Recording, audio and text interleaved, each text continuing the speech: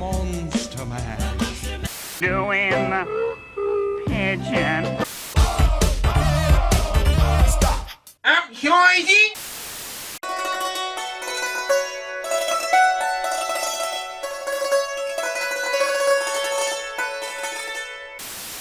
All right, ready? 1, 2, 3, clap.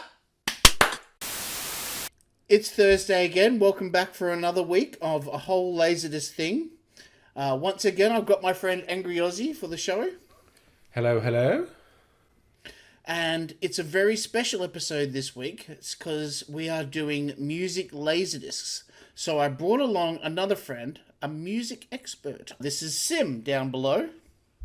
Hey. And her friends, we've got Tennis and Surfer Murpher from the Neon Chump Channel. Hello, Charlie. Hello, Tennis. No, they've already introduced you. You don't say hello to them. Oh. Hello, Angry. Hello, Charlie.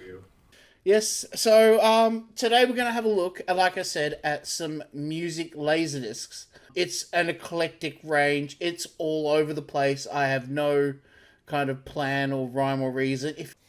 All right, let's start off with some Susu Studio.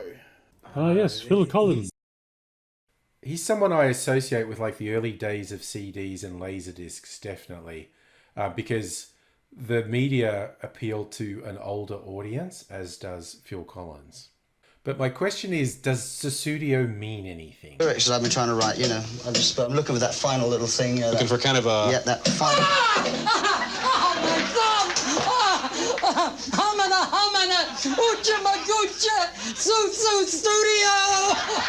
Perfect! Hey! I always thought that it was about it was a love song to Ronnie James Dio's sister, Sue Dio. The next one is Enya's Moon Shadows. Yep. I'm quite fond of this. I've got this in my own collection as well. The reason I've got this is because Enya did the soundtrack for the movie LA Story, which is my one of my favorite top 5 movies. And the song Exile is like the song that comes from LA Story. The video clip has, you know, bits from LA Story in it, and I really love that connection to this. Why is it that we don't always recognize the moment when love begins, but we always know when it ends?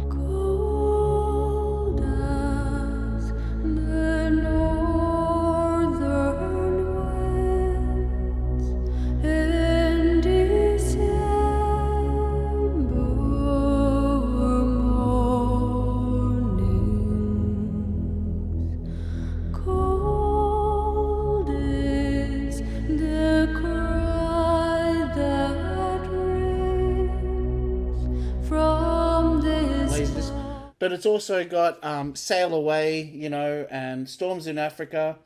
Storms in Africa was the Ansett. Remember Ansett? The old airline. Defunct airline, yeah.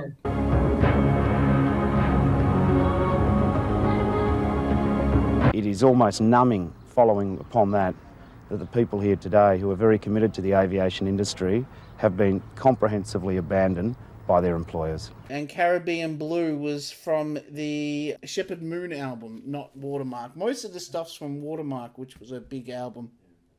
And I just wanted to say that, yes, the LA Story is an amazing film. One of Steve Martin's best. Yes, definitely. Absolutely. So I was going to say, Enya, apparently, with all the money she made when she had all the hits, retired, bought a castle, hid away from everyone, and just lived with the cats in a castle, which is great life choices, really.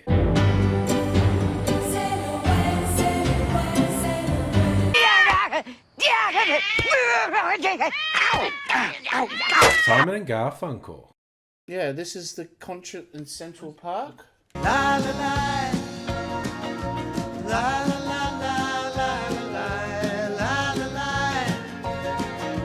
la la la la la la la. It was a big concert. They're very conservative. I noticed so far the Laserdiscs are skewing old. Nothing wrong with being old. No. Another one in Central Park. Elton John. Sorry, I could just make jokes about what Elton John was actually doing in Central Park as opposed to having a concert, but although that was I think that was more George Michael. John.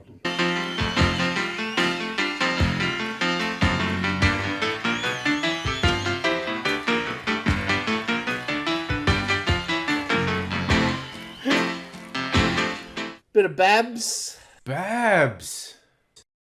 My first job working at a bartender was at the Barbra Streisand concert, which was the very first concert at Telstra Dome, or back then it was called Colonial Stadium.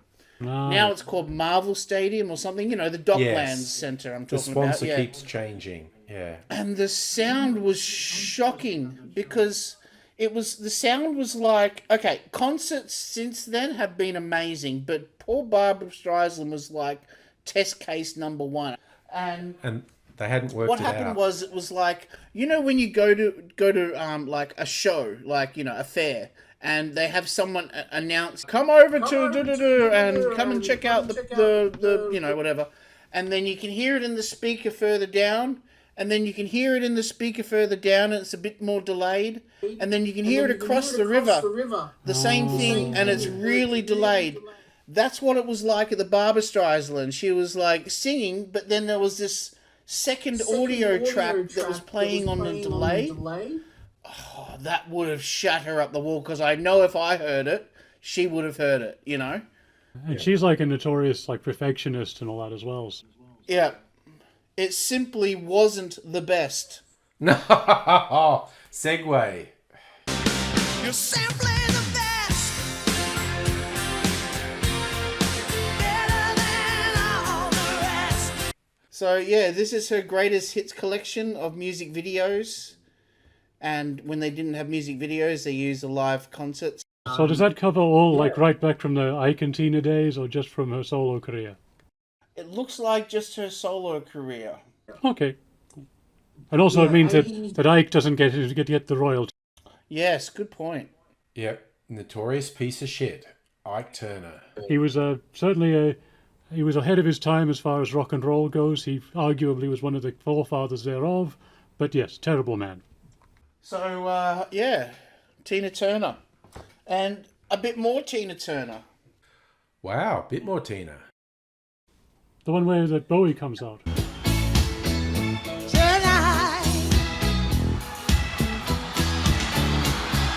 Everyone will be alright tonight. Yes, this is the one where Bowie and someone else that we don't talk about.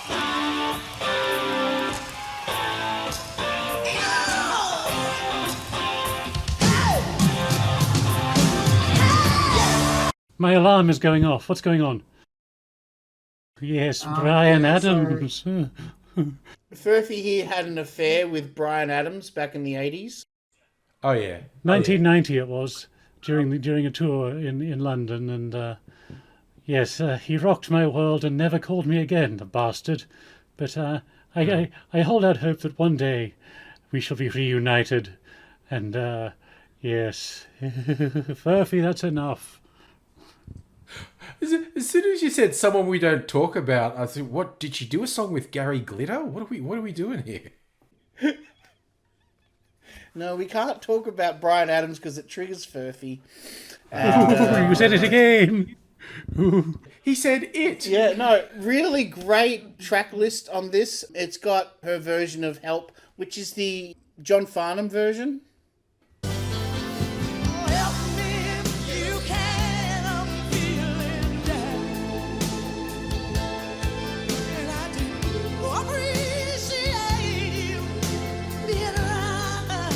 Oh, she did a slow version like John Farnham. Yeah. Everybody who covers that song, unless it's a punk band, they always seem to go for the slow version. Yeah. John Farnham's version shit, honestly.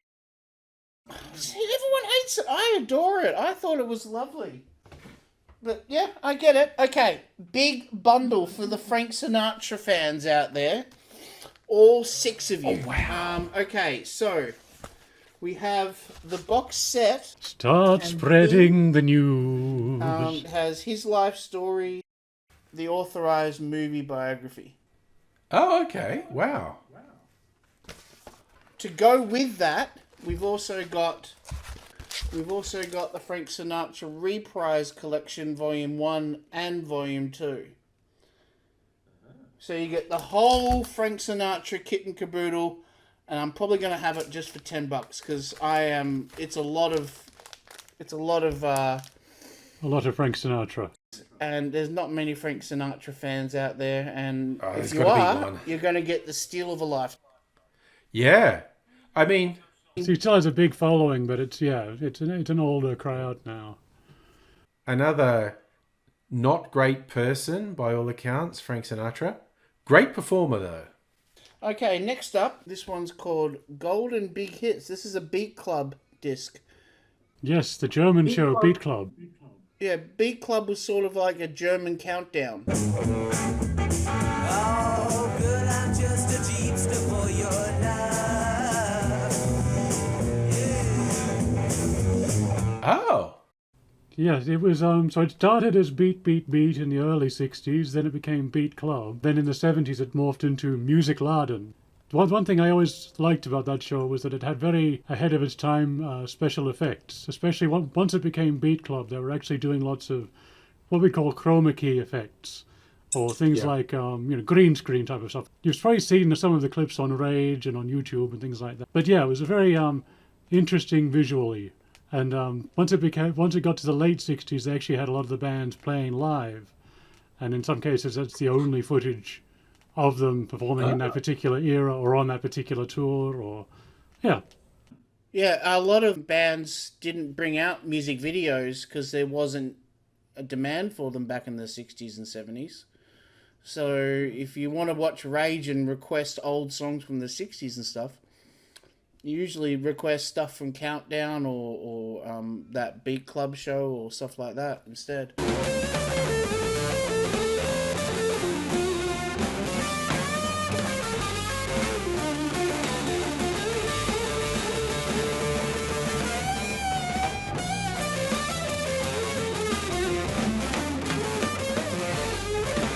Or what's the British one? Top of the Pops. Yeah. They also had Old Grey Whistle Test, which was a bit later. Right, yes. All right, next disc. MJ.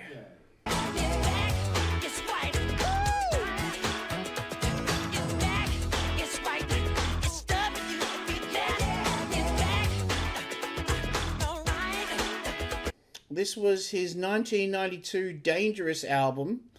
He brought out a bunch of video clips for this that were events by that point. People were like gathering around the TV at a certain time and watching it.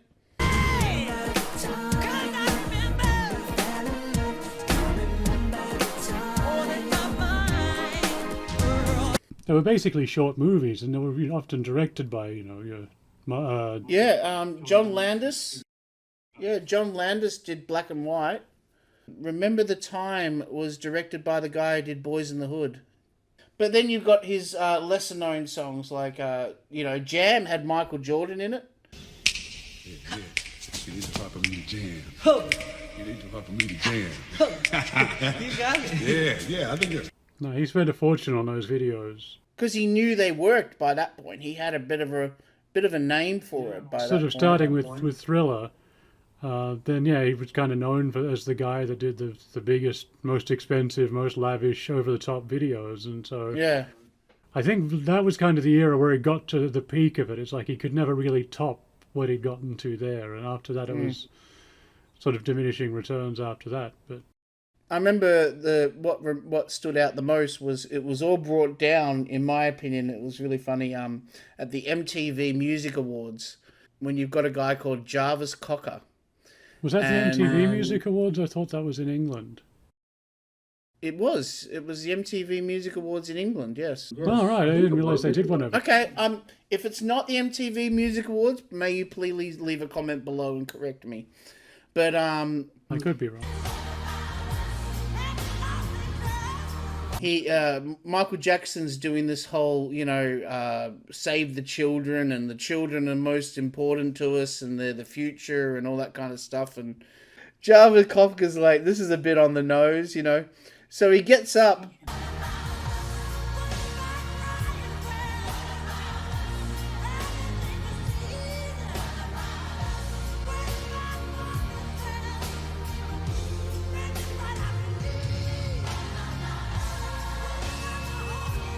And he bends over away from Michael Jackson and does this with his ass. And he goes, afterwards, they ask him, what was all that about? And he goes, oh, I just got sick of him sniffing his own farts, and I thought he'd like to sniff one of mine. We've gone on about that enough. Let's move on to Neil Sedaka. Oh, legend. That guy wrote so many classic songs. I love my calendar girl. Yeah, sweet calendar girl. I love my calendar girl. Each and every day of the year. Next disc, because there's not much to say about that. We Okay. got Paul Simon. Second Paul Simon appearance. And it was late in the evening, and I blew that room away.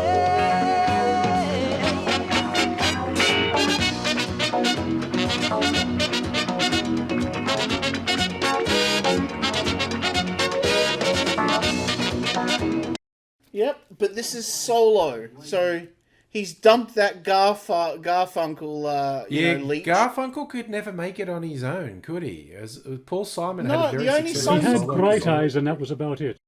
He tried in acting. He did the act, Yes, he was an actor as well. Yeah.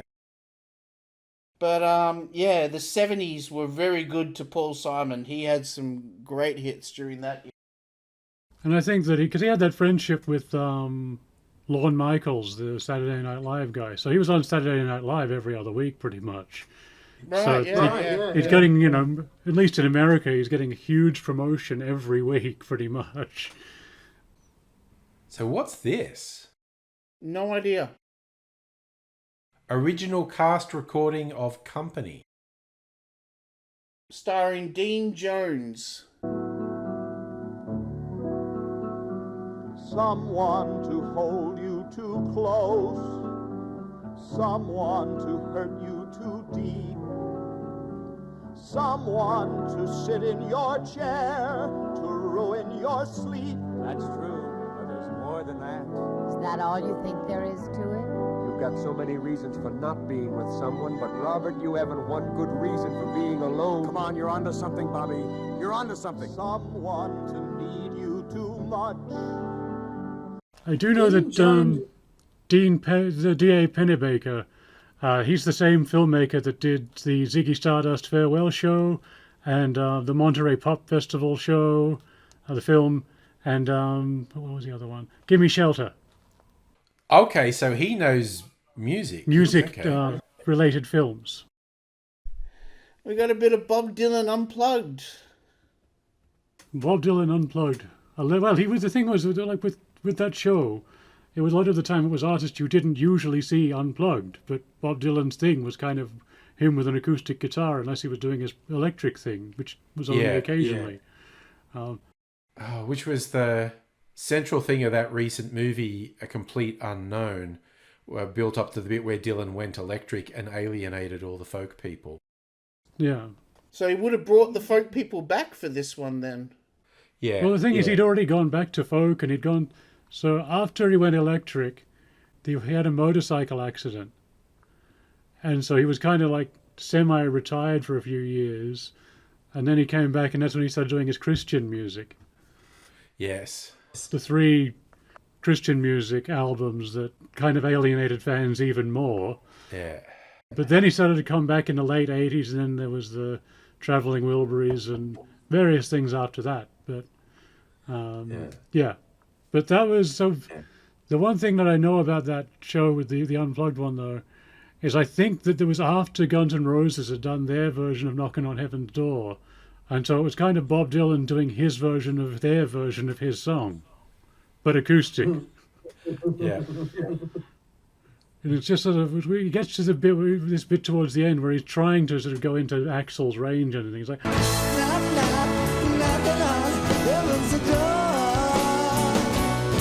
I've never been a Dylan fan. I can acknowledge his songwriting skill, but just as a performer with him, I'm gonna sing song now. I'm gonna sing more.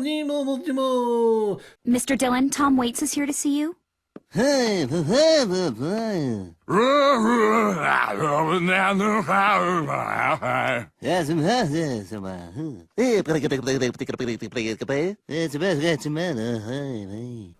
Alright, let's get on to the next disc.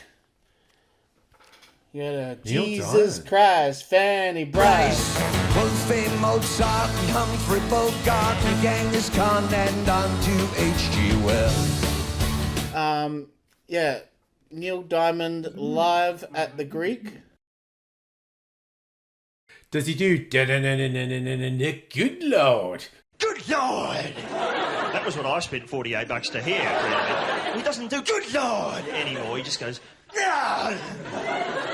And for $48, I don't want, yeah! I want good Lord!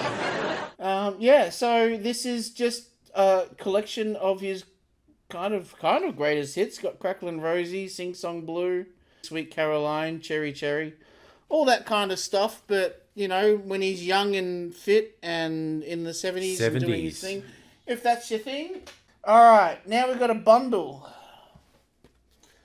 2 Streislands for the price of half a Streisland. Those are fun covers. So this was a TV show that she did. She did these specials like... This is both in 1 year. She did these. My Name is Barbara and Color Me Barbara. She knocked out like half of America with these specials. These were massive at the time. Yeah. It's like, I'm not going to sit down and listen to Barbara Streisand music, but I'll fully acknowledge the quality of performer she is. I actually have the Barbra Streisand Guilty album, the one that was written by Barry Gibb. Yes. Oh, right, yeah, because she's done a few collaborations and things like that over the years. And that has the famous Woman in Love song on it. That's right, because it's got Barry on backing vocals. Yeah, doing the... It's like last week when Gene Hackman grabbed that dude by the nuts. That was Barry Gibb in the studio, you know. Pick up your bags and head your ass on back up north where you belong.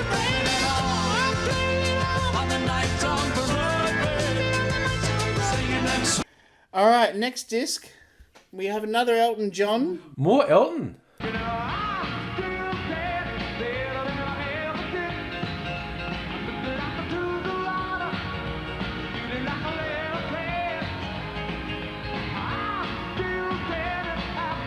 Yeah, we've got a bit of Elton here tonight. Yeah. That's probably going to be a longer show because that's 92, so they're probably looking at the, more getting into this. We've got more hits to get through, and Yep, you're right, because the Central Park one was only 1 hour, one single-sided of a disc.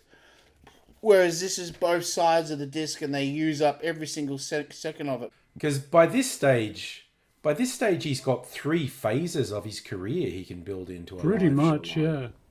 Yeah, this was sort of the third phase, I would say, the end of the 90s. Definitely, yeah. And that's kind of like, he didn't have any big hits after the 90s, but he could go his 60s stuff, his 70s stuff, and his 80s stuff. They were all distinct phases of his career.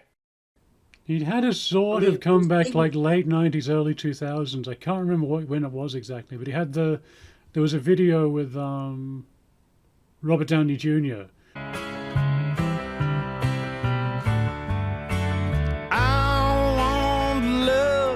But it's impossible. I think Elton had decided at that point he was too old to do his own videos, and so he...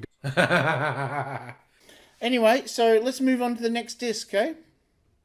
Yes. Okay. No. So far, so good. Yeah. Oh, no. You've triggered. Brian, come back to your furphy. You know you want to. You know what we had was special. Oh, yes. Yeah, he can't stop this thing they've started.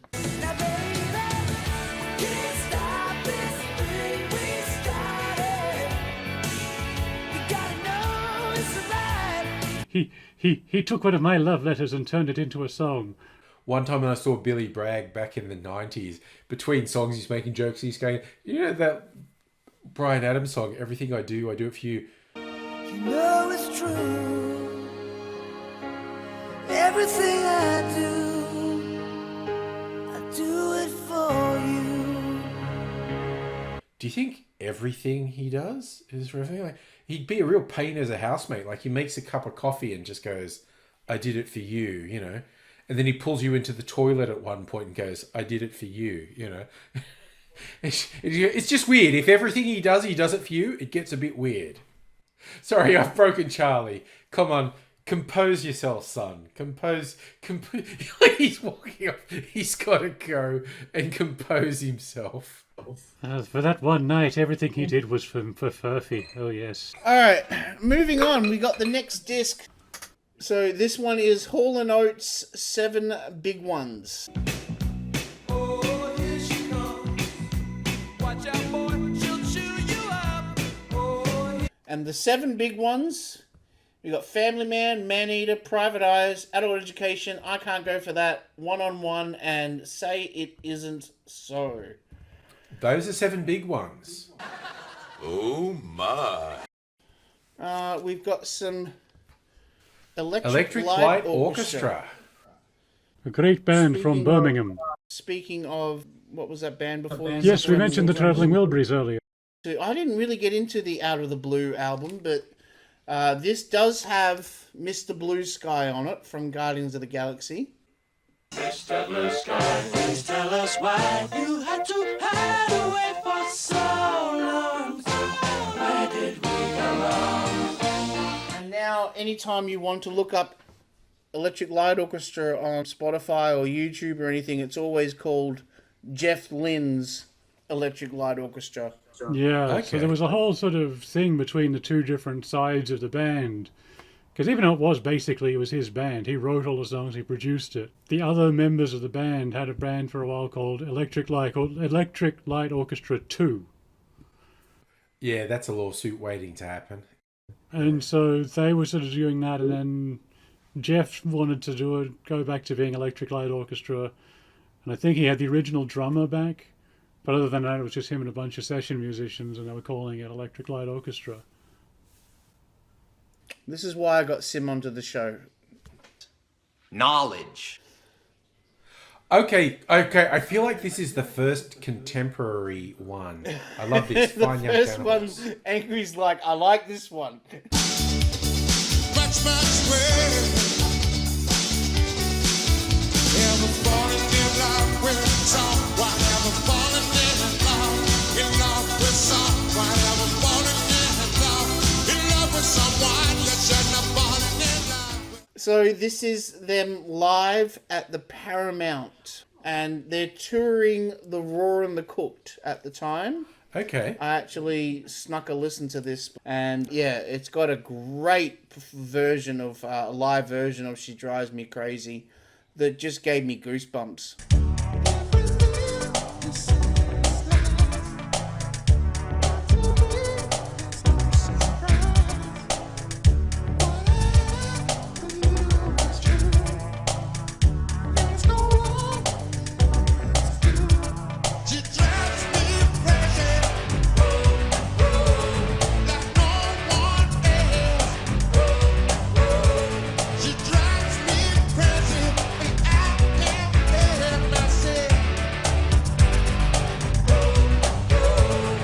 Janet This Jackson. is 1989. Now, be aware if you have an old computer, okay?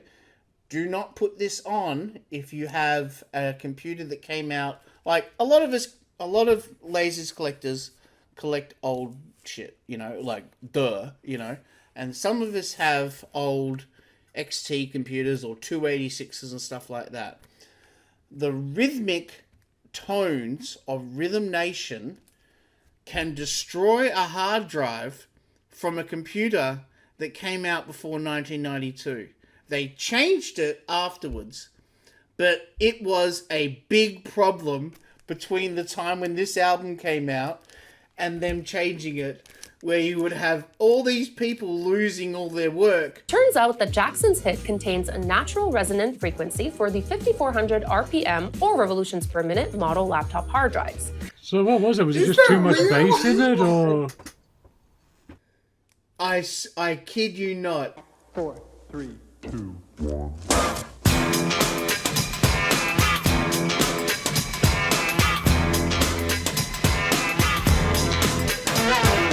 So this one has some other songs on it. We got Black Cat. We got Miss You Much.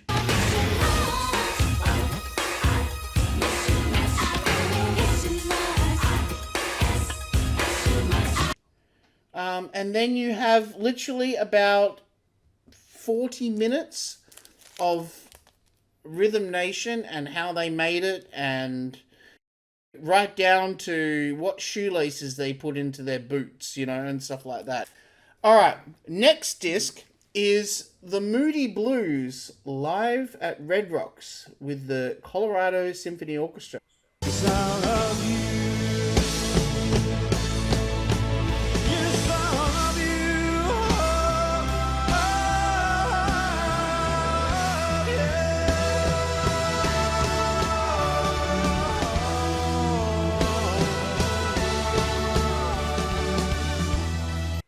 Quite a lot of music from Birmingham tonight. Hello to our friends in the West Midlands. We just need... was Black Sabbath from Birmingham? They were, yes. Yeah. And Judas Priest. It has all the hits that you want from Moody Blues, which is Nights in White Satin. And it's also got Nights in White Satin. And I think it's got Nights in White Satin. Yep, it's got Nights in White Satin.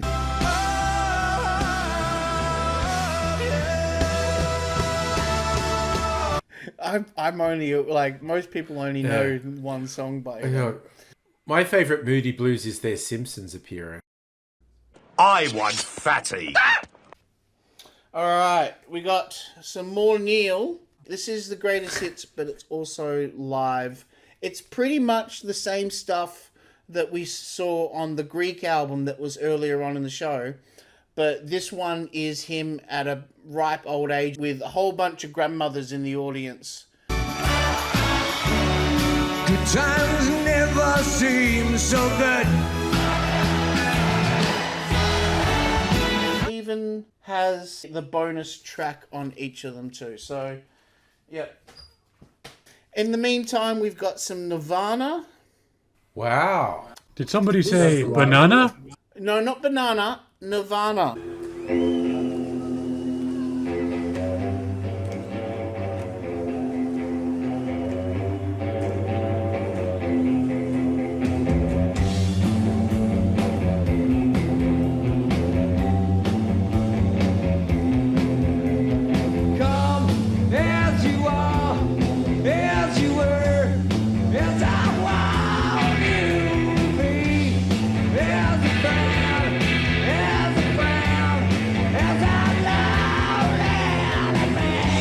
A live show, not much more to say, you know. It's not your unplugged, it's a full-blown normal concert. Robert Palmer. Simply irresistible.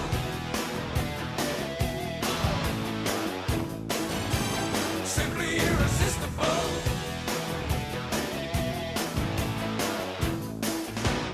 Remember Robert Palmer Supernova. This was the promotional disc that came out between for Simply Irresistible. Oh, yeah. So this is music videos, is it? Yes, these are all, the whole album has music videos. She just has to touch my hand to make me stay. She's all good loving once. Yeah, no, there was a thing during the late 80s, early 90s when people would bring out a whole tape or a whole laserdisc of, and every song from the album had a music video. On Mike and the Mechanics, they joined together. ELO, if they didn't do videos for every song on Discovery, they did certainly a lot of them. Because I know there was a video album for that as well. That sort of Another thing. big artist, excuse the segue, another big artist at the time was Terence Trent D'Arby. Terence Trent D'Arby. Or Sananda Maitreya, he's now known as. Is he? Yeah, he's changed his name. Yeah, yes. He had this, I think it's like a religious awakening or something like that. Not even religious, more spiritual. And so he's gone into this whole other phase now where that he still plays all the old hits, but... Didn't he front In Excess?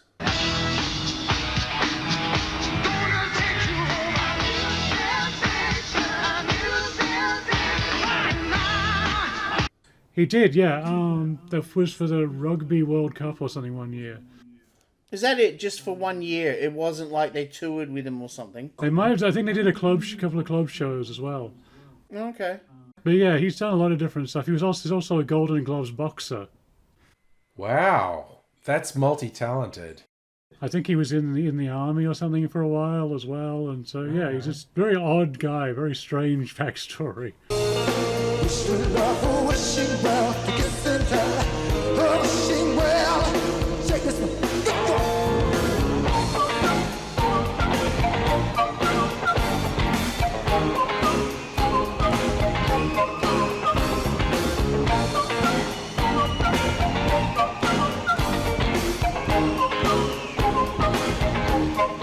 Next up, we have another Tina Turner disc. Wow. Barcelona.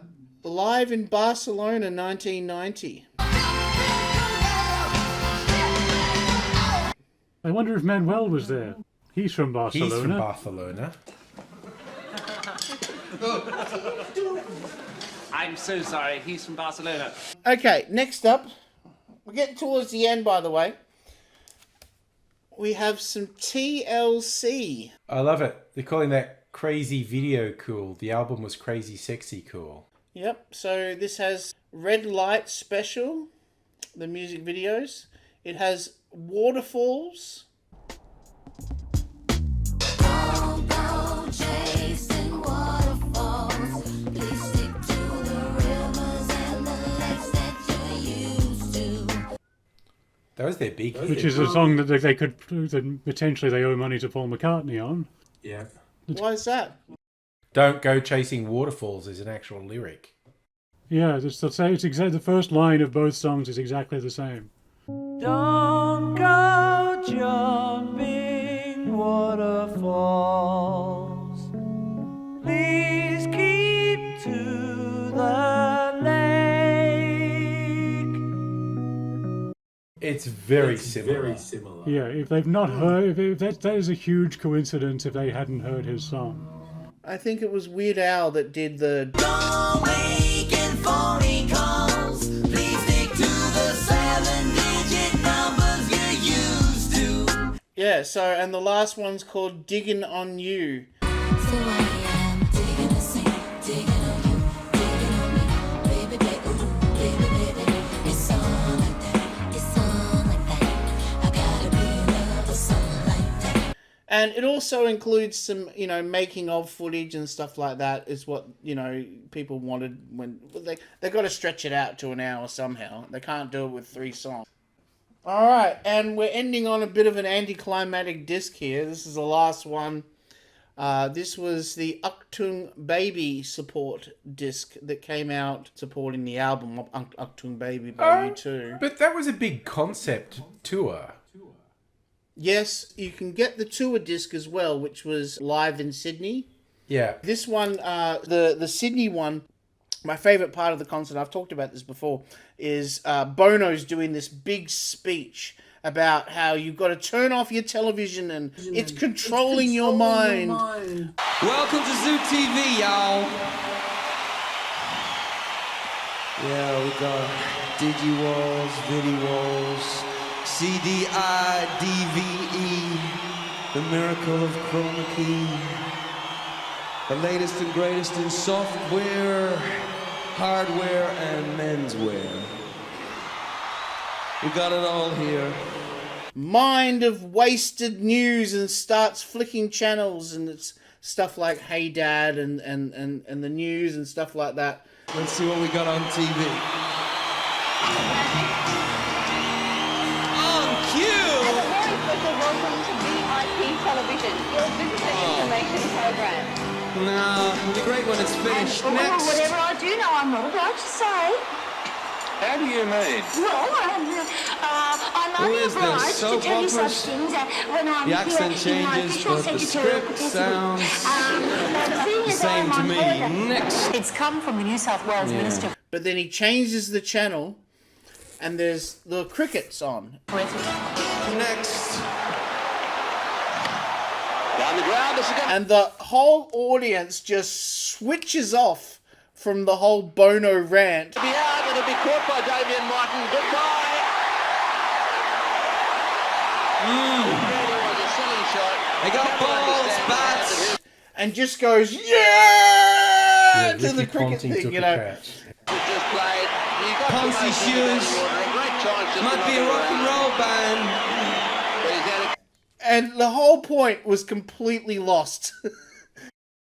My favourite U2 live story. Bono was on stage in Scotland, and it was very quiet like right now. And he started clapping his hands, and he clapped his hands, and he said, every time I clap my hands, a child in Africa dies. And from the back of the Scottish audience, someone went, then stop clapping your hands! Anyway, so this is the music video promotional disc that came out for Achtung Baby. You've got Mysterious Ways, you've got One. Now, One had 3 different music videos made for it. One of them is just a buffalo running. Right.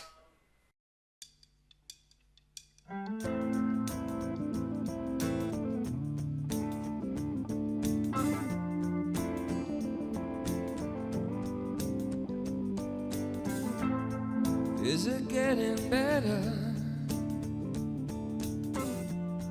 Or do you feel the same?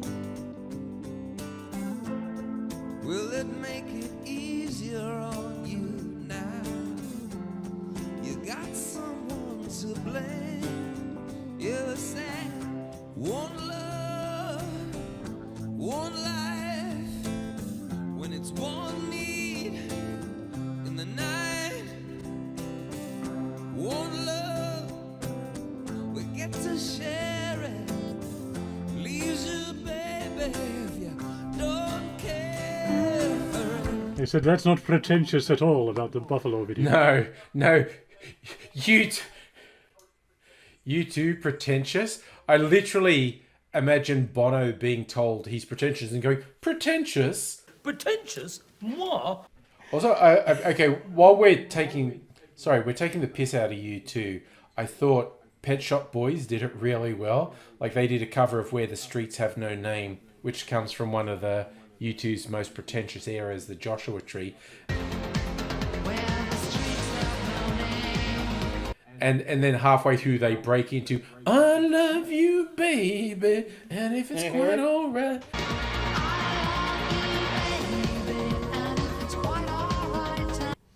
Thank you for watching, guys. And I'll be back again with Angry Aussie next week, hopefully. And we will do back into movies, back into the home ground of what we know best. Thank you so much, Sim, for coming on to the show. And you can catch their channel, and they have a music show where they talk about one-hit wonders that you may not have heard of, or even bands that didn't quite make it and stuff like that. And bands, a lot of bands that did too. It's a bit of everything. And yeah. Tennis does the movie ones, and I do the music. The Beck episode is great, where she goes right into like Beck between 93 and 96 or 97, I think, right about that. So it's mostly about the One Foot in the Grave album, which is just before he really made it big. But then it sort of goes on through his career after that. But yeah. It's been a pleasure doing this music episode for a change, and seriously, we can't even stop. So I know, we're just going on. Thank you for having us, and yes, hello everybody watching. No, we're leaving now. Oh, goodbye everybody watching. Goodbye Charlie. Goodbye Angry. Goodbye Tennis.